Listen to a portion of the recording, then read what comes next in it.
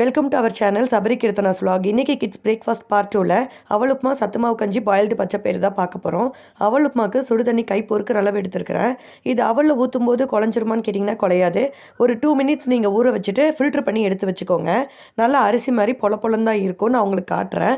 இப்போ ஒரு பேன் எடுத்துக்கலாம். பேனில் எண்ணெய் ஊற்றி சூடானதோ கடுகு உளுந்த பருப்பு, சீரகம், பச்சை மிளகா, கருவேப்பிலை எல்லாம் போட்டு தாளிப்பு போட்டுக்கலாம்.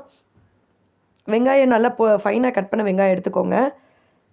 நல்லா வணக்கிக்கலாம். மஞ்சப்பொடி ஆட் பண்ணியிருக்கிறேன்.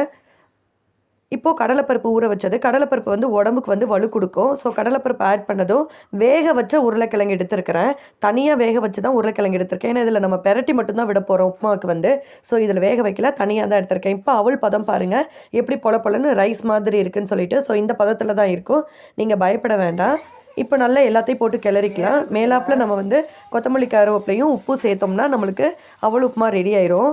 இப்போ அவல் உப்புமா சத்து மாவு கஞ்சியெல்லாம் ஃபில்லிங்காக இருக்குமானா தாராளமாக ஃபில்லிங்காக இருக்கும். ஒரு 3.5 வயசுலேருந்து ஒரு 7-8 வயசு குழந்தைங்க வரையும் ஃபில்லிங்காக இருக்கும். குவான்டிட்டி மட்டும் நீங்கள் முன்ன பின்ன அட்ஜஸ்ட் பண்ணிக்கோங்க குழந்தைங்களுக்கு ஏற்ற மாதிரி. மித்த குழந்தைங்களுக்கு என்ன பண்ணுறதுனா, இப்போ அவல் உப்புமா கொடுக்குறீங்கன்னா எக்ஸ்ட்ரா சத்து மாவு கஞ்சி கொடுங்க ஒரே நேரத்தில். இல்லை 2 இட்லி சாப்பிட்றாங்கன்னா பச்சைப்பயிறு ஒரு பவுல் வந்து கொடுங்க. அப்படி சேலட் மாதிரி கொடுக்கும்போது அந்த ப்ரோட்டீன் இதுவும் நம்மளுக்கு வந்து சேர்ந்து போயிடும்.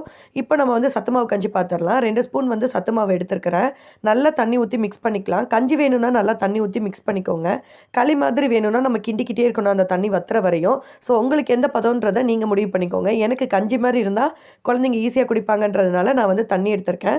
பால் 3/4 கிளாஸ் ஆட் பண்ணியிருக்கிறேன். டேஸ்ட்டு நல்லா கொடுக்கும் பால் வந்து ஆட் பண்ணும்போது. இப்போ 1 ஸ்பூன் நாட்டு சர்க்கரையை ஆட் பண்ணியிருக்கிறேன். பாலும் நாட்டு சர்க்கரை சேரும்போதே நல்லா டேஸ்ட்டு வந்துடும். ட்ரை பண்ணி பாருங்கள். இப்போ நல்லா கிண்டிக்கிட்டே இருக்கலாம் அடிப்பிடிக்க விடாமல். அடுப்பை வந்து சிம்லேயே வச்சுக்கோங்க. கிண்ட ஒரு திக் பதம் வந்துக்கிட்டே இருக்கும். நீங்கள் கொஞ்சம் அதிகமாக வச்சிட்டிங்கன்னா கூட அந்த இது கெட்டியாகி நம்மளுக்கு ஸ்பூனில் ஒட்ட ஆரம்பிச்சிடும்.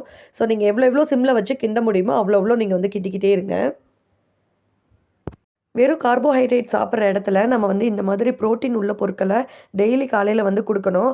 அவங்களுக்கு அந்த எனர்ஜியை அன்றைக்கி நாள் ஃபுல்லாக ஸ்கூலில் வந்து அவங்களுக்கு எனர்ஜியாக வச்சுருக்கோம் அவங்கள வந்து. ஸோ கொஞ்சம் கார்போஹைட்ரேட்ஸ்லேருந்து மார்னிங் டைமில் நீங்கள் வெளியில் வர பாருங்கள். குழந்தைங்களுக்கும் பழக்கப்படுத்துங்க. இப்போ என் குழந்தை 6 வயசுங்கிறனால இதோட கொஞ்சம் நட்ஸ் வச்சு கொடுத்தாவே அவனுக்கு வந்து வயிறு ஃபில்லிங்காக இருக்கும். அதுக்கப்புறம் எப்படி நம்ம ஒரு கடலை மிட்டாய், ஒரு ஸ்நாக்ஸு, ஒரு ஃப்ரூட்ஸுன்னு சொல்லி நம்ம கொடுக்க தான் போகிறோம்.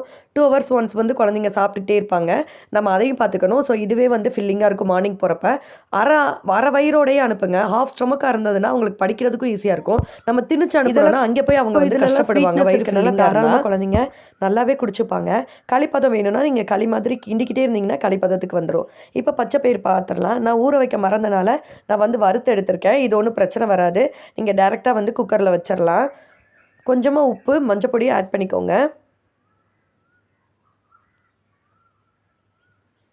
நம்ம க்ளோஸ் பண்ணி வச்சிட்டோன்னா ஒரு 10 விசில் வரை விடணும். ஏன்னா கொஞ்சோண்டு தான் குழந்தைக்காக நான் எடுத்திருக்கேன். இப்போ அதோட ஒரு கேரட் ப்ளைனாக சாப்பிடுவாங்கன்னா கொடுங்க. இல்லைனா சேலட் மாதிரி குழந்தைங்களுக்கு கொடுத்துருங்க. நெக்ஸ்ட் பார்ட் 3ல் பார்க்கலாம். லைக் பண்ணுங்கள், ஷேர் பண்ணுங்கள், சப்ஸ்கிரைப் பண்ணுங்கள். தேங்க்ஸ் ஃபார் வாட்சிங்.